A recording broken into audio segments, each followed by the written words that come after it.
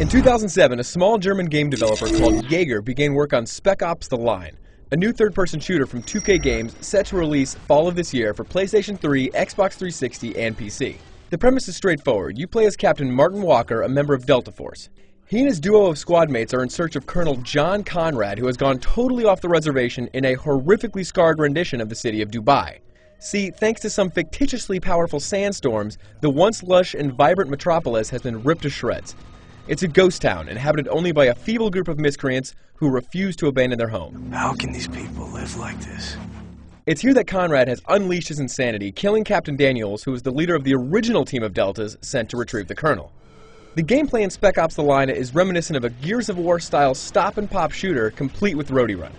It makes good use of cover for its firefights, and from what I've seen, the battlefields are expansive and do a good job of changing the level of the playing field.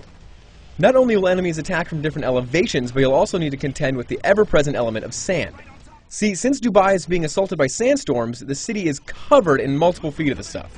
That means structures holding the sand can break under your feet or the enemies.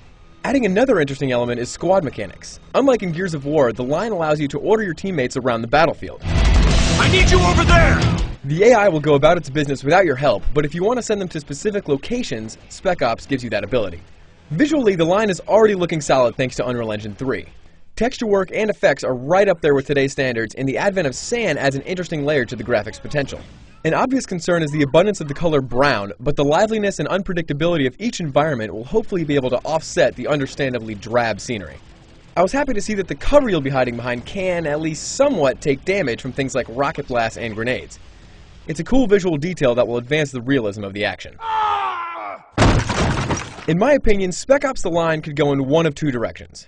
It could either be a run-of-the-mill Gears of War clone with squad mechanics, or it could turn into something special. I think that will all be determined by the single-player storyline.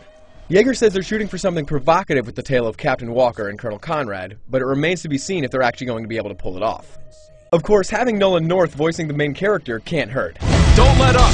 Spec Ops The Line has a lot of potential, and with some refinement, it could certainly be the AAA shooter that 2K and Jaeger are hoping for. For more details on Spec Ops, check out our preview on IGN.com.